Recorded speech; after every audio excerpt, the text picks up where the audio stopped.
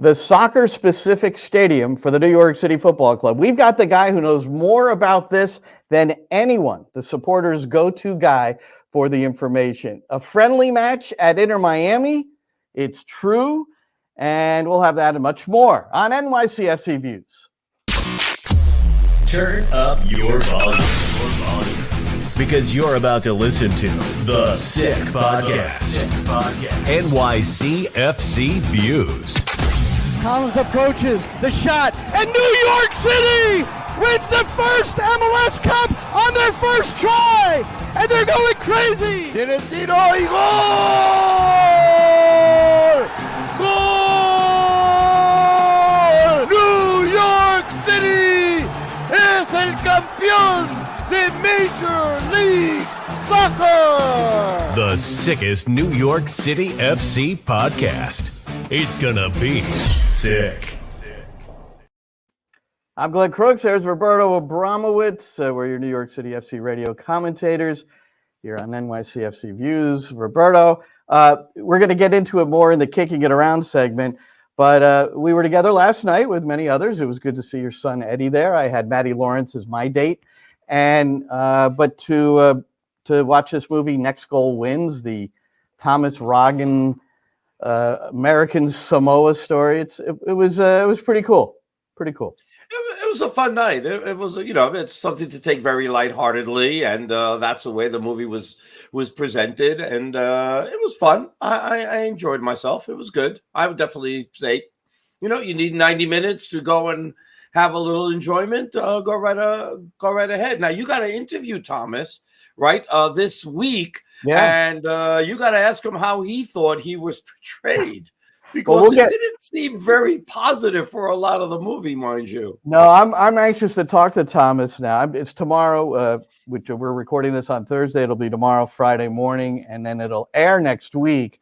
But I'm sure I'll have some, at least a clip that we could share here on NYCFC Views, and a lot of supporters there last night, which was nice. Brad Sims was there. No Nick Cushing, no David Lee, no technical staff. So I kind of wanted to pick their brain a little bit about this thing in Miami coming up. But we're going to get to all that. And a happy birthday to Nick Cushing, by the way. Today's his birthday. Happy birthday, Nick Cushing. And he's still one of the youngest coaches in MLS. There's 8 vacancies in MLS. Hernan Losada got sacked this morning.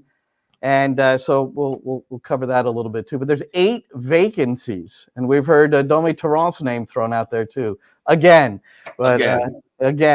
Always. All right. So I would say, Roberto, in my time doing this, I don't know if you would agree. That is commentating for New York City FC. We've been there since the first kick. The number one story always on the minds of the supporters, maybe with the exception of the run to the MLS Cup, was soccer-specific stadium. In fact, we've talked to people that canceled their season tickets because there was no news or didn't seem like anything was going to happen. We want it in the Bronx. We want it in Queens. We want it here. We want it there. We don't want it at Belmont. But there's one guy who's really been on it, from start to finish. And I met him. I don't know if you know this, Roberto, and I'm not sure, and maybe he can remind me what the date was or what year. I think it was 2017, maybe 18. He put something out about a community meeting in the Bronx about this, right near the stadium, Yankee Stadium. And I thought, I'm going to go in and check this out. And there were third rail Bronx people there. There were other people in the community. There was this guy who had done part of the architecture or modeling anyway for Stamford Bridge at Chelsea with classrooms underneath, which is what they've always talked about. Anyway, let's bring him in. He was from the outfield fame, and now he's just his own fame. Chris Campbell. Where is he? Hey, man. How you doing? Chris, welcome. What year was that when we met at the Bronx community meeting? Whatever that was. It was October 2019. 2019? Yep. All right. And I thought it was very interesting. Obviously, the stadium's not going to be built in the Bronx, but it was interesting from the standpoint. I remember there were like 5 specialists. This guy, there was somebody regarding environmental, somebody else regarding infrastructure in that area, which was really complicated. but I found it educational, enlightening, and it really kind of put it in the forefront for me too. And you'd been on top of it. So I think just in general, and then I know we'll both have questions for you, but from start to when you first started covering it to now, I mean, it's really been a bit of a journey. Some would call it a saga. Are you surprised it's in Queens and not the Bronx based on from when you started to now? Yeah, I mean, I always thought it would be in the Bronx. I thought the project there made so much sense, and it's not necessarily that this location isn't a great one, because it is. It just seemed like there were too many things that were going right about that location and the benefits it was going to bring the community there, that I just didn't see it getting derailed the way it did. So to that degree, I'm surprised. But again, this is a great location. The supporters, I think the atmospheres at Citi Field have been amazing. So I think, you're going to see that replicated at this location as well. So, and honestly, any location is better than no location for, I think, all the NYCFC supporters. Chris, does the situation with the mayor having his little bit of a scandal as far as raising funds, and obviously he's been a huge supporter of this project, does through the stuff that you've learned, how does that impact the whole process going forward? And is there more of a sense of urgency to get it approved quickly, so if something does happen to Mayor Adams, that it doesn't affect the project at all? It does add a little level of uncertainty. With Mayor Adams, he supports this project. And so basically, going into it that his vote is going to be in support of it. Now, if, he was no longer in the picture, now there's the uncertainty of who's stepping in and where would they stand on this project. You would hope that they would still be in support of it and it wouldn't have any impact. But to that degree, having that level of uncertainty, definitely is uncomfortable, and you'd rather it come through before, if anything were to happen to Mayor Adams, that before he is ousted. Is there an easy way to tell that story so that somebody tuning in isn't like, well, what happened? I know it had something to do with campaign finances, right? Can anybody define it, or are we just going to leave it at that? I'm just asking. Anybody? Roberto? I'll leave it for Chris. I honestly, well, you brought it up. Well, yeah. Well, we know that there's, I think we could just say, we know that there's potential issues. He was in Washington, D.C. With some very, very critical meetings in regard to immigration in New York City with Congress and whoever else he was. He was at the White House. He was going to be at the White House, and he canceled all his meetings and rushed back. So maybe we could just leave it at that, that whatever's going on is a little dicey. I'll add something. I will add something to this. Obviously, it's a campaign finance issue. Right now, he's not totally associated with it, but it seems to be that eventually he might be associated with the issues. Right now, it's outside of him. But by the time all of this gets done, and let's say he is associated in some way to all these issues, then you would hope that the whole process of ERLIP is already done. And once that's done, as far as I understand, the project is sealed and nothing else can happen to it. But I don't know if I'm accurate on that. Maybe Chris can add something. Well, let's first the most used acronym since I've been in the New York City camp has been ULIRP. So what the heck is it? Why is it so important, Chris, to be generated and then approved upon, or whatever else has to happen? Give us an idea of the process. Just began recently, it was approved, or how that was so important, and then what's next? Right. So ULIRP, the Uniform Land Use Review Procedure, is basically the process that anything goes through where there's some kind of land use action that needs to be taken within New York City. And so a project of this size requires several different zoning actions, a demapping of streets. And so it has to go through this whole process that is very, very extensive. It includes community boards, includes the mayor, includes city council, city planning commission, borough board. You can kind of see the image here that just gotten way too familiar with that I never thought I would. And ultimately, on October 16th is when this project was certified into ULURP. And so basically it's saying this is now kicking off. And so you'll see in that kind of on the left top side there, the certification from city planning that occurred. So we're going into the next step here, which is the community board review. And both the community board view and the borough board and borough president review, both of those are actually considered advisory only. So what if they actually voted to go against the project, it doesn't actually kill it. It's more of an advisory thing, though.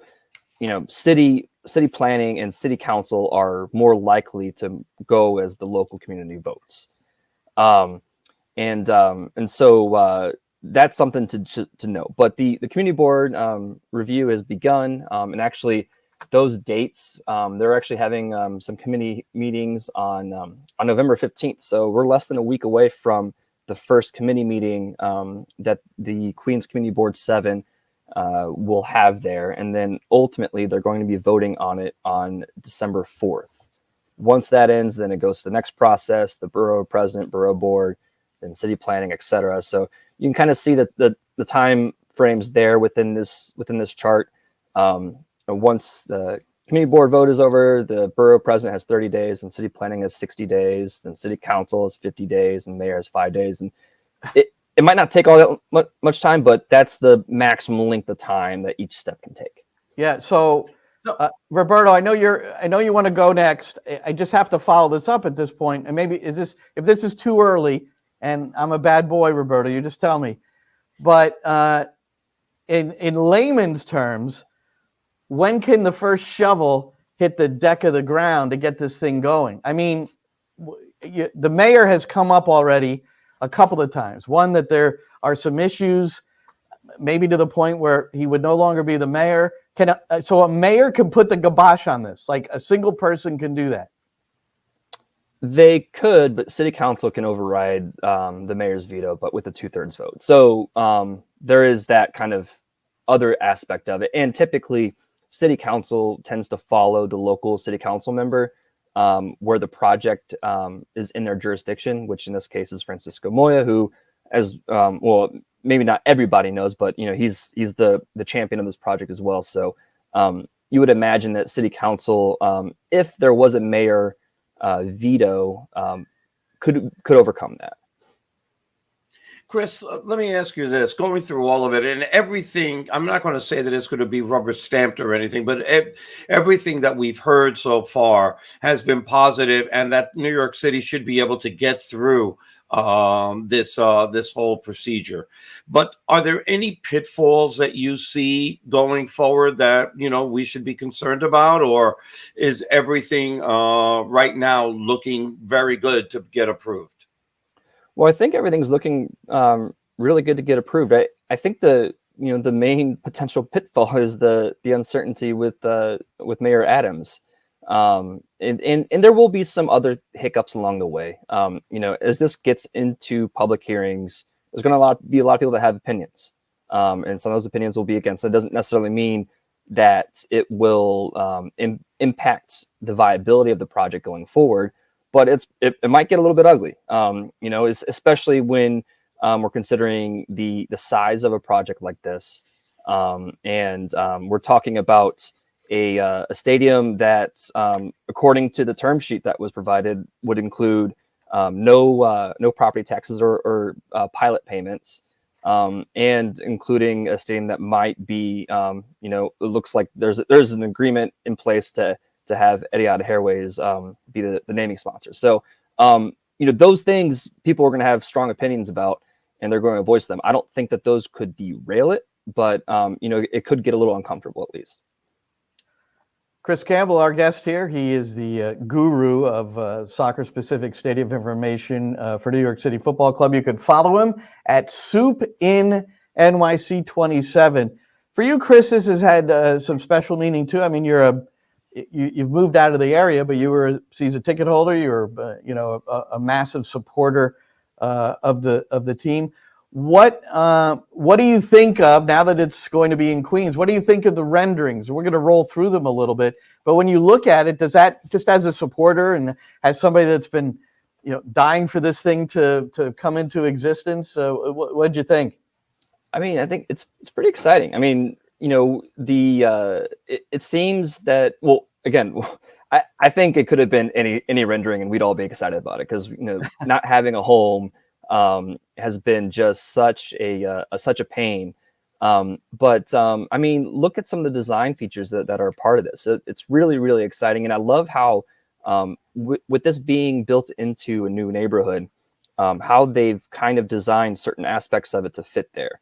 The more flashy sides there that you saw near the entrance with the big video screens, that's facing Citi Field, and so there's nothing from a neighborhood impact that that can be kind of a nuisance. On the other side of the stadium, it's discrete brick walls that kind of fits more within like it's part of the residential area, and that's going to be facing the new affordable housing that's going up. So and then you get into I think a lot of the other designs of what's going to be included, what's not. A big part of this is going to include space that will be used even on non-game days.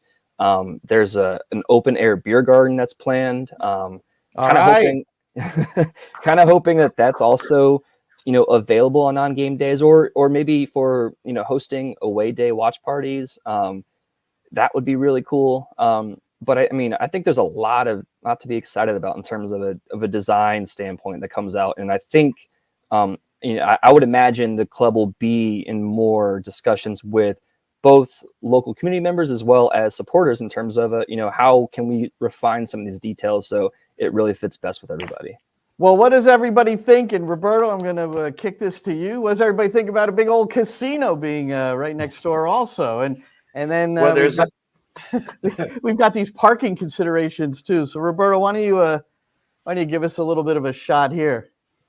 All right. So Steve Cohen, who owns the Mets and has Citi Field, and he's got a permit in and around Citi Field to be able to build some sort of, I was going to say arena, but something that has to do with sports. And we thought for a while before it was announced that the stadium, New York City Stadium, was going to be across the street from right field, that it might be on the property itself where the parking lots are, only because that was already grandfathered in.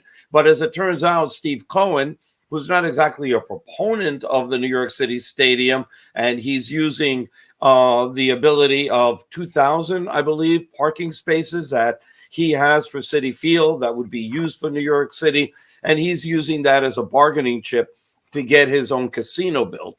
But he's also now doubling down on something else, which is called Metropolitan Park, which is going to be in an area that's on the other side of Citi Field or surrounding Citi Field, not where New York City has its stadium or where this is. And it's going to have a sports book, a casino, which is exactly what he wants. And then he's going to dress it up with gaming facility, hotel towers, conference spaces, public plaza, a food hall, community space, athletic fields, playgrounds, renovating a train station, bike paths, and everything else that he can think of to try to dress everything up. But what he really wants is a casino. And this is where he's invested millions and millions of dollars in lobbying to try to get this done. He tried to get it forced on to the Uniform Land Review that New York City is part of, and that didn't work. But now he's doing this. So what information do you have, and how does, for what you've seen, how does that affect what New York City is doing? Well, it goes hand in hand. So as you mentioned, the soccer stadium that's being built is going to require parking per the local zoning regulations, and in order to fulfill that, NYCFC was looking to partner with the Mets to allow the use of Citi Field lots. And the Mets and NYCFC had a preliminary non-binding agreement to allow that, which now Steve Cohen is not is looking to leverage and not necessarily make a binding agreement.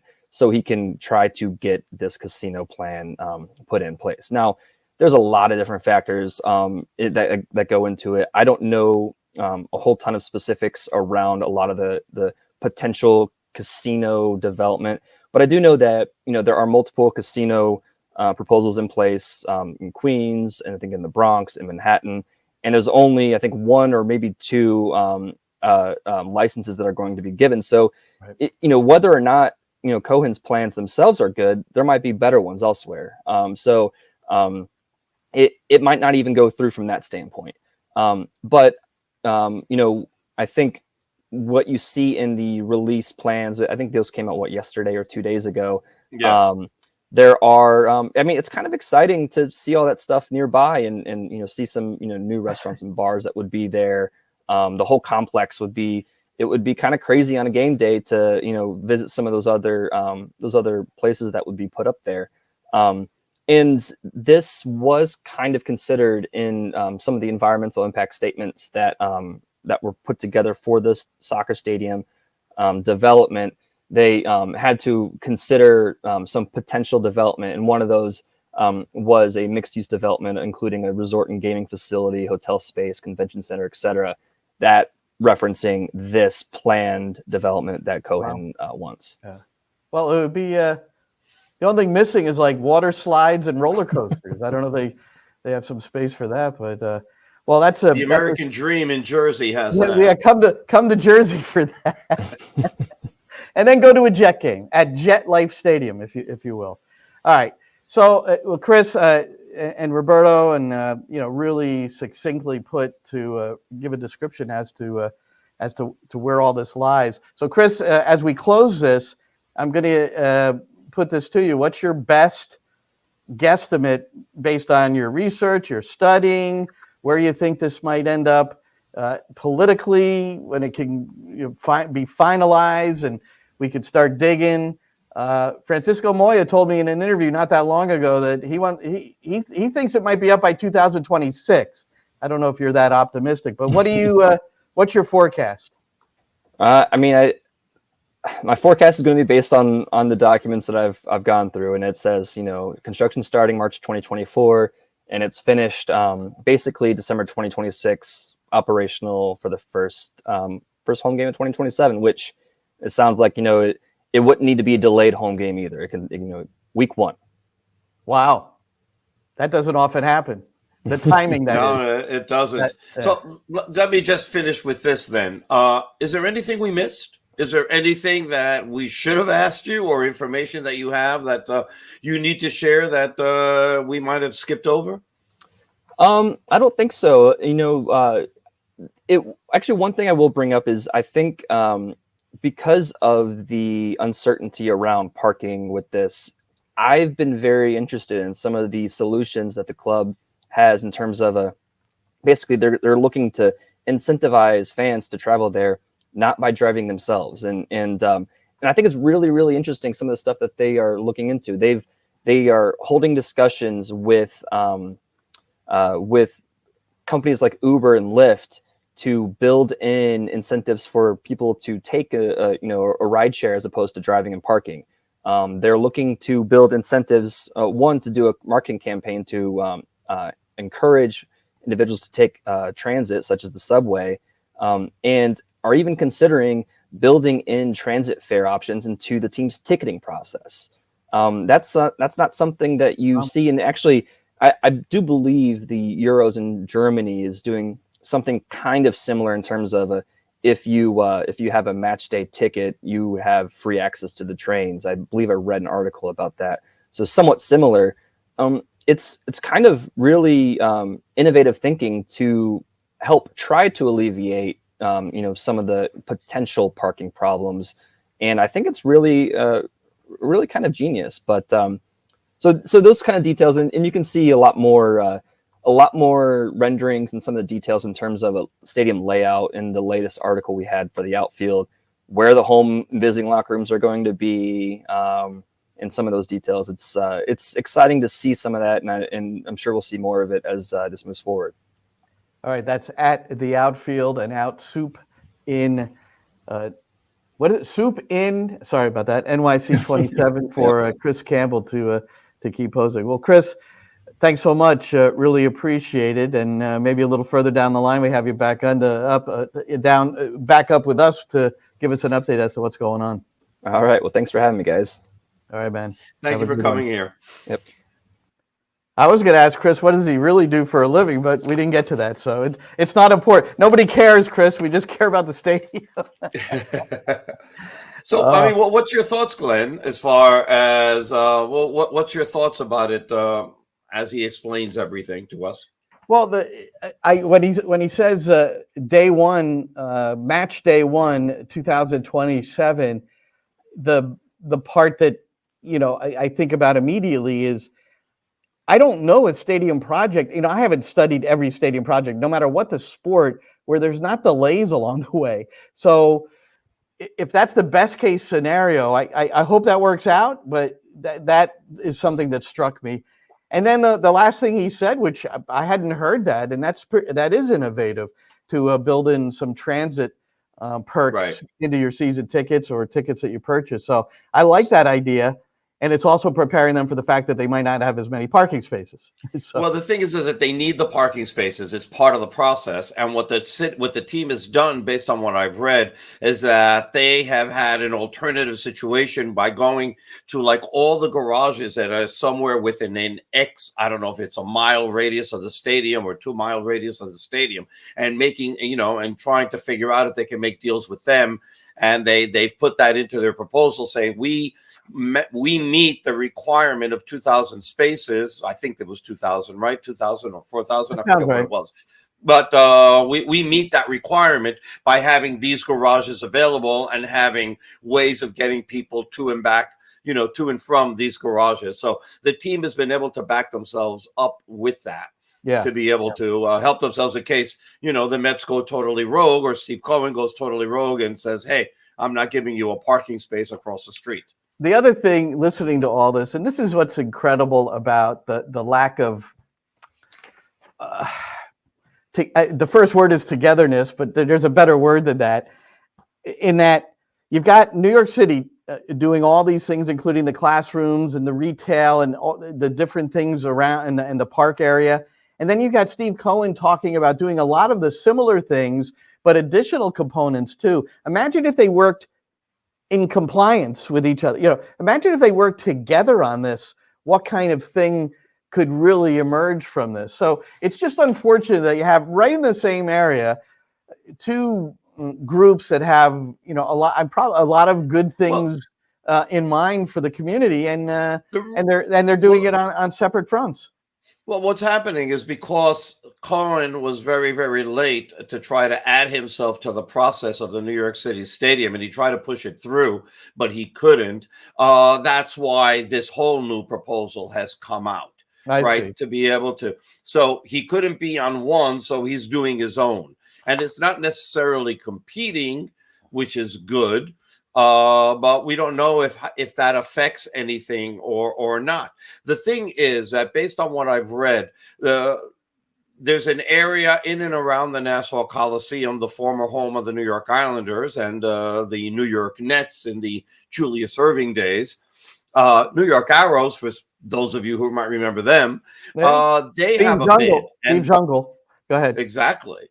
And so they have a bid, and their bid is much stronger than Steve Cohen's bid. And it seems like, based on things that I have read, that New York State is more in favor of putting that and giving that gambling casino out there in Long Island near Hempstead than giving it to Steve Cohen in Queens, because they are already going to put one near Times Square and all of that. So they feel that it's too close. And so the other one out on the island would be better suited for what the state wants for it. So that's why he's scrambling to figure out a way to get that casino, which he really, really, really wants. All right, man. Well, thanks again to Chris Campbell. And as we stay with New York City FC, one thing that came out today, a couple of things, but one thing that was announced today is that they're going to be participating in that preseason Coachella Valley Invitational, which I think is really good news. There's 10 MLS teams. They're all in the same area. They're training, they're competing, And I just think there have been times in preseason where New York City hasn't maybe gotten the real competition that they need on a consistent basis leading in. Sometimes it's been because the roster hasn't been quite as developed yet. That's one thing I think that's really important is that Nick Cushing has, you're never going to have your full complement on January 10th or whenever they start training, but maybe a majority of it this time, especially coming off a season like they have, where they can really get going from the outset. We know that we were at this event last night. There were some players.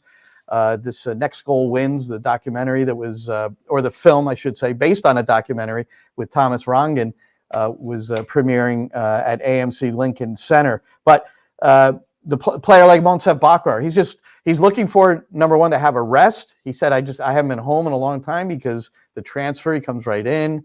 But he's really pumped for preseason for the very reason that he'll be there from the start. But the one thing I wanted to say about this, and I want to see any conversations you had last night that you could share with our listeners here.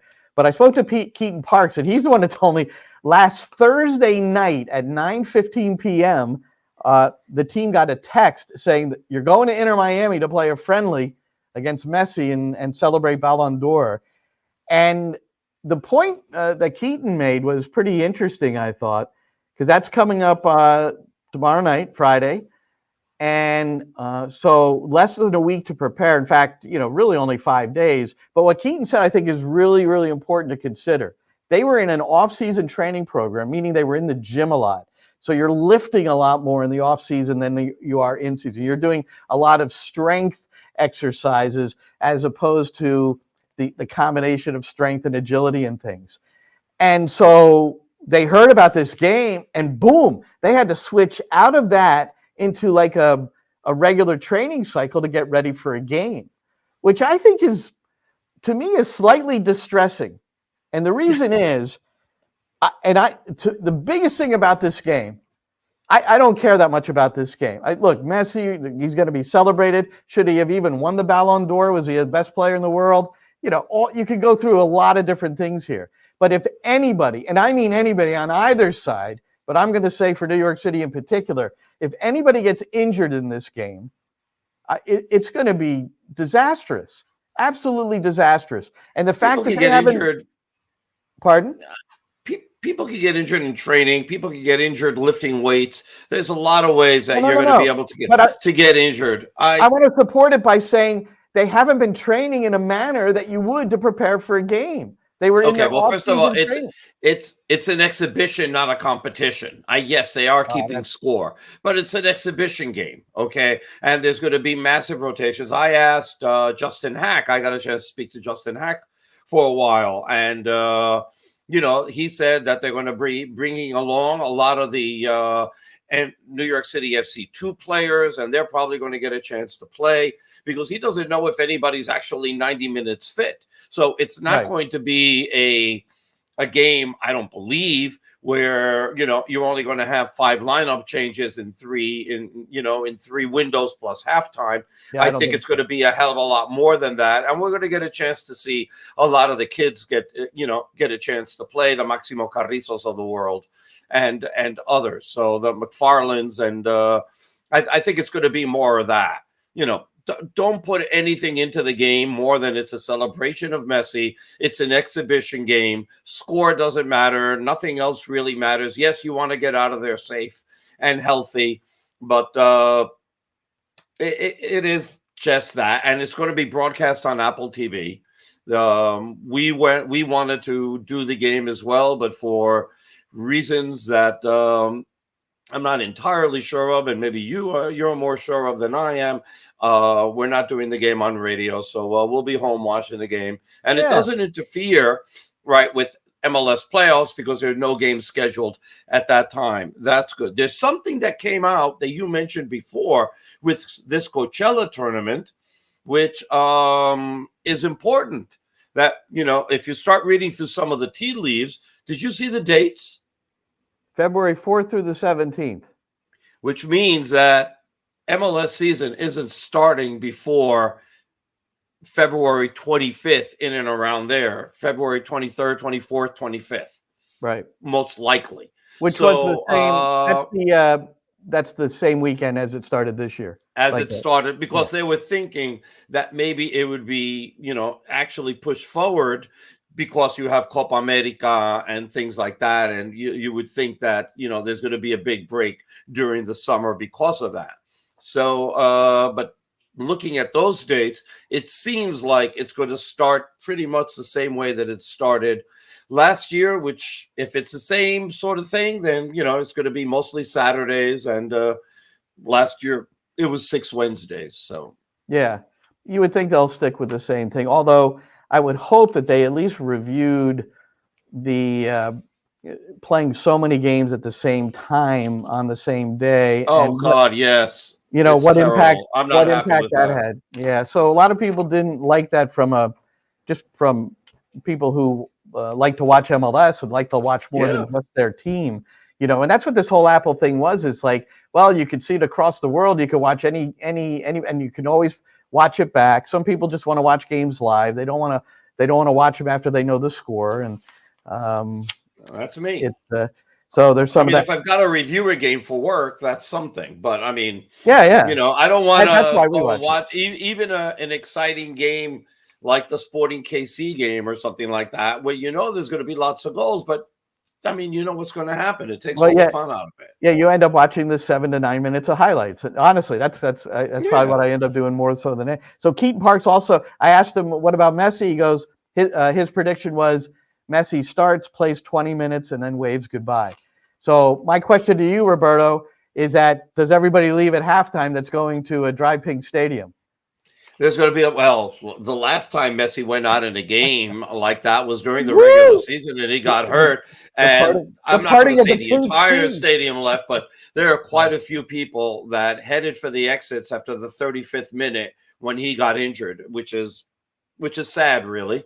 And it doesn't bode well for what is going to happen to Inter Miami after Messi leaves, because you've got to be able to sell these people once you've got them, and they are a audience for you to stick around to follow the team after Messi leaves. But I think that's going to be a really, really hard sell for them.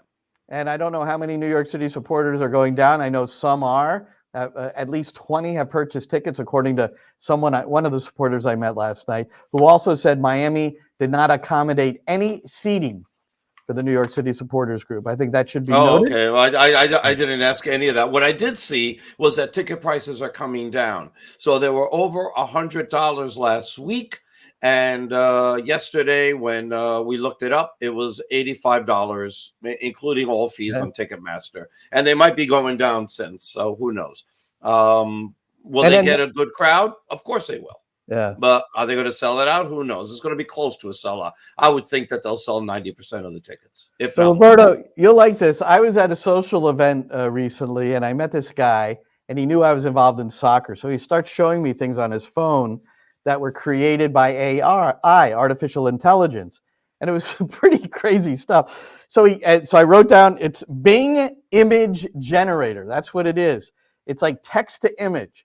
So you can type like a detail of something, and then it creates something. So with Messi and the Ballon d'Or and Miami Beach, I think those 3 words I typed with commas in between, and I came up with this.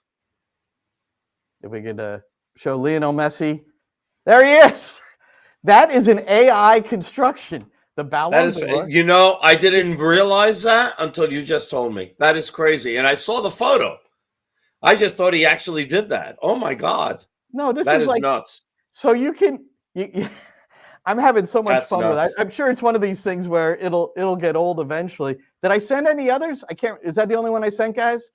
Sammy? I guess. I think so.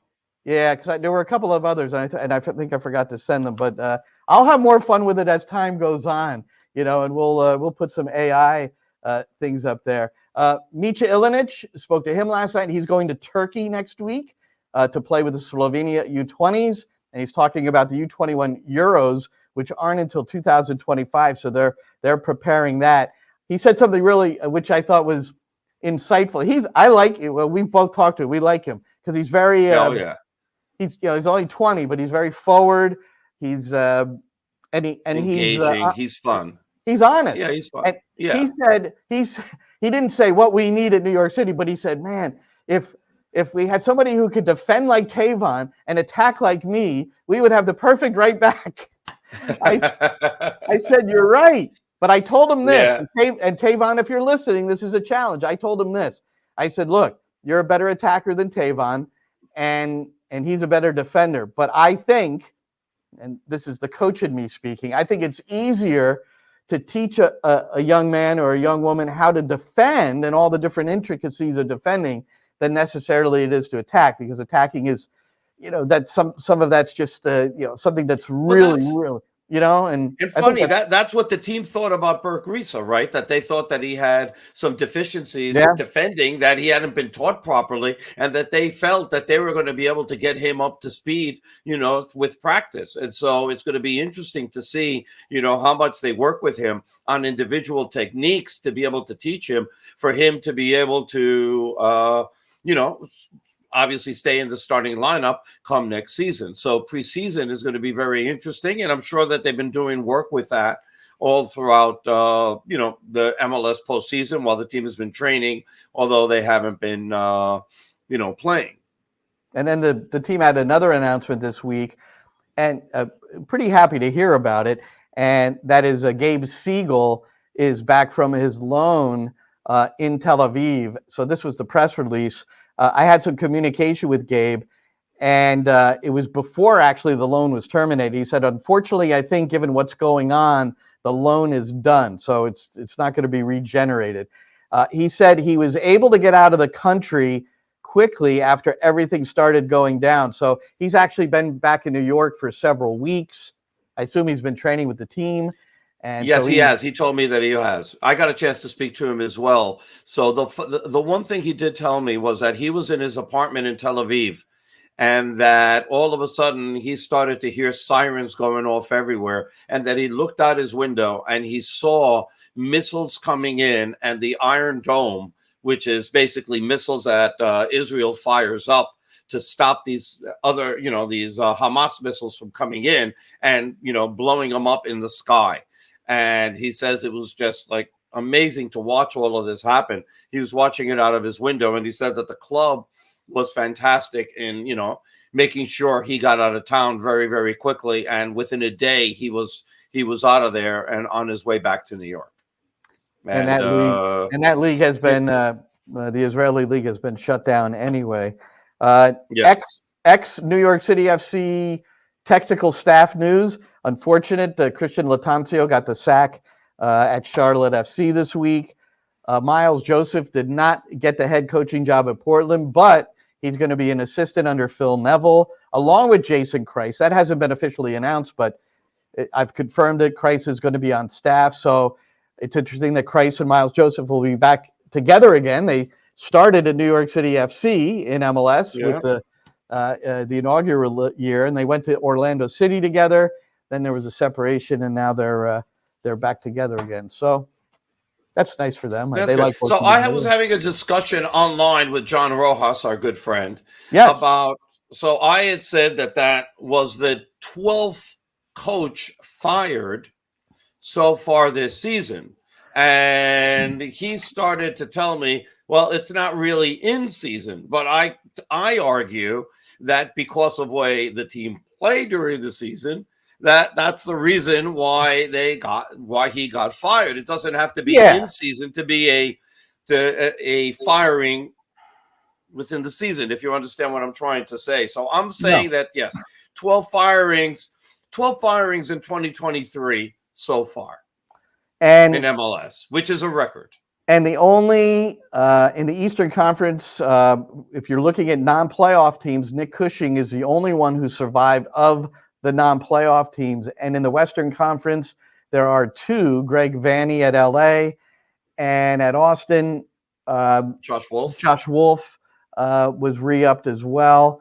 And from a New York City perspective, we both have said the same thing. I think it's healthy that Nick and David Lee are back, and they're under contract, so they're still going to do their jobs. And I think there's something to be said for the continuity aspect of this, and the belief that I suppose we should go over the Q&A with David Lee that the New York City FC website had, where David addressed Nick and said he was learning some things this year. This is all paraphrasing, that but that everyone was responsible for what was a disappointing season, collectively, including himself. So it's something that you should all read. I think the thing that stood out to us, Roberto, beyond the comments about Nick, were the comments about who might be brought in terms of position and what the needs are. Goalkeeping was not mentioned, and Cody Miller was at the event last night. So you got to figure the 3 goalkeepers coming back next preseason are going to be the same 3 that were there at the end: Matt Freese, Luis Barraza, and Cody Miller. Mizell. Who's Cody Miller? Anyway, I don't know, but you're thinking of beer most likely. But could be. So Cody Mizell. Sorry, Cody, who came up to me last night because I was in his old stomping grounds visiting my daughter. We went to a New Mexico United game while I was out in Albuquerque. And that's where. That's not bad. Oh, by the way, it was Luis Barraza's birthday as well. That was yesterday, I believe. So happy birthday, Luis. All right. Happy birthday, Luis. So all that. So hopefully I. The thing that stood out to me, everything. Obviously, everybody fell on their sword and, took responsibility for their areas of, their areas of responsibility. But to me, it was telling that they are going to reinforce, especially attacking, and they said defense, midfield, and attack, with more of a focus on attack. And so the thing is that hopefully, they get the bigger budget that they're promised, and that they're able to find the players that can be ready to step in and get the entire preseason, which has been an issue, right? Every year, it seems like whatever signing they can get winds up coming in either towards the end of preseason or sometime within, the beginning of the season. Eber got to New York City. What was it, game 5 or game 6? Or maybe it was even, after that. So hopefully they can get everybody in. They can get training. I think it's going to, the guys who are now still with the team who came in, are going to get the benefit of preseason training. And I think that that's going to help along. But obviously New York City has some holes to fill. And hopefully they get a chance to fill them with the right type of player that is going to make them competitive for MLS Cup 2024.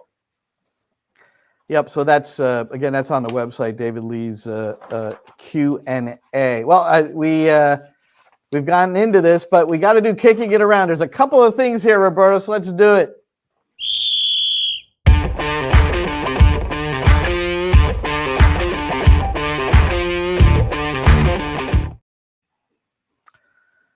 That music is cool. Yeah. Next Goal Wins. That's a new movie. It's been premiering in the New York City area, and we were there last night. Kind invitation for the New York City Football Club, where supporters, I don't know what level of support you had to be at to get invited, but many were there. Many players we've talked about. Brad Sims was in attendance, and others as well, and including a lot of the media. So most of the media was also invited to this as well. So here, I'll read as brief a synopsis as I can, Roberto, so everybody can understand what this movie was about. I like the fact that the first line in the promotional material says, Next Goal Wins, very loosely based on a 2014 documentary of the same name, which was the actual figures and film of the actual sessions. And Thomas Rongen, former U20 national team coach, former MLS coach at Tampa Bay, New England, and DC United. This guy Rongen, he was the coach of the year in MLS in MLS's first year, 1996. They won the regular season title. Obviously, DC United ended up winning MLS Cup. But so Rongen has some pedigree. But as you said at the top of the show today, he's not portrayed in a particularly favorable light. But he comes in to become the national team coach of American Samoa, who had recently been beaten by Australia in World Cup qualification 31-0. 31. And they showed some clips of some of those goals, and I'm telling you, what was really interesting, Maddie and I almost fell on the floor watching this thing because you couldn't even see the goalkeeper in the clips. He was so far out of the goal. Like half the goals that we saw. But anyway, so Rangan takes over the team, and they actually win a game, and he becomes this hero, and that's about it. Gave away the movie. Great. What? You're supposed to say that. It's in here. It's in the notes. Oh, well, whatever. It's in the material. He ultimately and miraculously led them to a victory over Tonga, American Samoa's first ever international win. That's the whole. No, that's not. The story is how it all happened. The whole point of going into a movie is not really knowing what it's about, so you can be surprised. So you didn't know that was happening when you watched the movie last night? No, I didn't know if they won or not. I didn't read up on it. Well, for the sole purpose of being surprised at the end, and I was wondering if they ever got the goal, which is what they were looking for. Yeah. All right. Well, they got it. People can go and you can read the wiki of every movie that's out there and find out in advance what's going to happen. Who doesn't read a movie synopsis before they go see the movie? And by the way, the movie, it's the creative aspect of how it all happened. Who cares if we know if they won? It's how did they get there? That's the most important part of it. To me, it takes something away. All right. I was able to enjoy it more than you did, just because you already knew what was going to happen. Well, I didn't. What's your? So this is like a movie review. I'm going to say I just thought it was okay because there were too many parts of it that were. It's so hard to make a realistic soccer movie, isn't it? It's just like you can never make a game seem like a real. It's just so hard to replicate what they were trying to replicate. And then, as it says, loosely based on the documentary, and that's because, there's crazy things going on that would not normally happen. Yeah, it's a comedy. It's a comedy that's based on the documentary of what happened. But it really, they went for laughs more than being accurate at any moment. And it was, sort of silly. It reminded me of great story. Necessary. It reminded me a little bit of Necessary Roughness. I don't know if you saw that movie, and a little bit of Ted Lasso. There's a whole bunch of things that it sort of reminded me of, and it was the director cute. of this, Taika Waititi. He plays a character in Thor, and I forget the character's name. And but he's like the big stone guy. I can't remember his name. My son's going to kill me because he knows it by heart. Anyway, but he uses the exact same voice that he used with him. So that came across very quickly. It was fine. It was 90 minutes of mindless. Enjoy yourself for 90 minutes. Park your brain at the door. Just go in, be entertained, come out, leave. That was it, and it was fine. It was cute. For a comedy, I chuckled, I would say 3 or 4 times in the entire movie. So a comedy, a true comedy to me is I'm roaring a little bit, at least every now and then. Exactly. But the fun part for me is the fact that you're going to interview Thomas Rangan tomorrow. Yes. Yeah. And I am absolutely, I need to know what he thought about the portrayal and how Michael Fassbender portrayed him, and how much license they took with what actually happened. And they took it basically the Bobby Knight chair throwing incident and used that several times. I don't know if that actually really happened. Well, I'm going to find out if he threw chairs and water coolers, and they had him throwing everything. It was very Bobby Knightish. It was interesting. On the way home from the movie, I'm with Matty Lawrence, my broadcast partner, and when the credits were rolling at the end, he went, "Oh my God!" His friend Ian Morris, a really good friend of his, actually wrote the screenplay. He was the writer on the movie with one other guy. So he's texting him, and the guy's texting him back. I thought that was and this cool. This guy Ian Morris, I hadn't heard of it. The In-Betweeners. Have you ever heard of that? That's No, it well, sounds familiar, but I'm not. I think it's a BBC thing. That's probably why we don't know it that well. Anyway, that's next goal wins. Yeah, it was cute. And it's a nice story. I mean, for what happened. Yeah. And I will talk to Thomas tomorrow. And Roberto, one of the feature clips next week will be Thomas Rongen's response to how he was portrayed, and then you'll Absolutely. I definitely want to know. I definitely want to know. We have one more thing. Yeah, one more thing. Let's put the U.S. men's national team roster was announced today for the important November Nations League competition. And here we go. There it is. Gaga Slonina is one of the three keepers. Yeah. Matt Turner, who did not start again for Nottingham Forest in his last game. And interestingly, in the press conference today, Greg Berhalter addressed that, said he called him immediately after the game just to see how he was doing. And Turner said he was fine. And Turner's exact words were, he's refocused and waiting to get another opportunity. But I found it, those are the little things that interest me, that, Berhalter's right there and he's, giving him a hug from distance, right after he doesn't start a game. Anything else on this roster, Roberto? That it's who's not on the roster, and that's Christian Pulisic. Well, he's injured. He's injured. Well, he's injured. We didn't know the seriousness of the injury. As a matter of fact, his coach had said that they were hoping that it was a cramp, but seeing that he's not on the roster, it doesn't look like it's a cramp. So hopefully we'll find out some more on Christian, and hopefully it's not serious, whatever it is. Here's the Berhalter. If the U.S. can beat Trinidad, then then he can come back into the fold. So what do you have from the U.S. soccer? The Berhalter quote today about Pulisic and Timothy Weah, who's also not on the roster. And that's right. He's not there either. This is the quote. Both of them not too serious.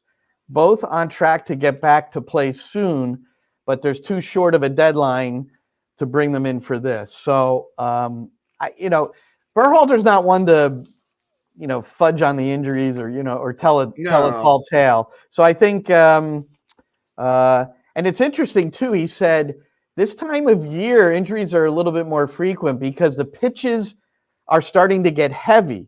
Isn't that interesting? The pitches are heavier and the schedules become more loaded. And he was alluding to the fact that combination leads to a lot more injuries. But I've never heard anybody talking about the pitches being heavier. But I guess they are. No, I haven't. But that's interesting. And the schedule definitely is heavy at this time of year. So we do that. So we do know that. So they're basically replaced by Kevin Paredes, who came out of DC United, and Alejandro Sendejas, who's scoring goals every single game for Club America. I hope Sendejas gets a chance because he really needs a chance to show that Gold Cup wasn't really his level, that I think he really, really pressed and tried to impress during that Gold Cup, and he didn't play the way that he played with Club America. I've wound up watching a lot of the games for Club America, and he's just been fantastic there. So I'm hoping that he gets a chance to play relaxed, play within himself, and show what he can really do, because if he does, I think that he's your number one death piece on the right side behind Weah, and he can really contribute, in a game that maybe Weah's not having a great game and they need to make a change in the 60th minute or whatever, and he can be instant offense on that right side, change a pace, change things around, He can play in a variety of positions as well, but they've mostly been using him on the right wing. Interestingly, he has not yet played for Greg Berhalter. He's only played for BJ Callahan. And Berhalter, he recognized his improved club play today. He brought it up. He said, look, players, focus on your club form and other opportunities will come. That's what he said to Zendejas, and it was in relation to, unfortunately, having a Gold Cup that didn't go so well for him. And what Berhalter said about Zendejas, and it's pretty much what you're saying. Moving from club form to international form, he's still working on that. So it's really, it's interesting. But this is a big couple of games for him. He's going to get a chance for sure. He should. And also, he was brought in as a last-minute replacement during the last window. and which is a game at Hartford, and I think where was the other one, at Austin. So in those 2 games, but he didn't get a chance to play. He was never brought on the field. You know, they made Paredes debut, and they brought in a lot of guys who we haven't seen. But now these games count, right? Because if you wind up getting eliminated again by Trinidad and Tobago, their U.S. is out of Copa America. Can you imagine having Copa America here in the United States and the U.S. not playing? Yeah. So we'll see those games really soon, and we'll have more detail, and we'll watch them together, Roberto, and make sure that we talk about that. We want to thank Chris Campbell so much, the guy who is the guru on the New York City FC soccer stadium front. He spent about 20 minutes or so with us on the program going over everything. His prediction by match day 1, 2027, based on the timeline he's developed from everything he's researched and read, that by match day 1, 2027, the soccer stadium at Willets Point will be ready to open, as long as the politicians don't screw it up. I guess that would be Exactly. I don't know. Here's hoping that there are no major hurdles during this entire process. No, and he said a couple of good things there. I mean, the 2/3 council vote can override the mayor if for some reason a new mayor came in and wanted to nix the deal. So things are looking very good with the stadium. And well, thanks to Chris. Thanks to you, Roberto Abramowitz. Thanks to Sammy producing this thing. My name is Glenn Crooks. And that's it for this one. And we'll see you next week on NYCFC Views. And that's a wrap. Hope you don't miss us too much until next time. Follow the Sick Podcast NYCFC Views on YouTube, Instagram, Facebook, Google Play, and Apple Podcasts.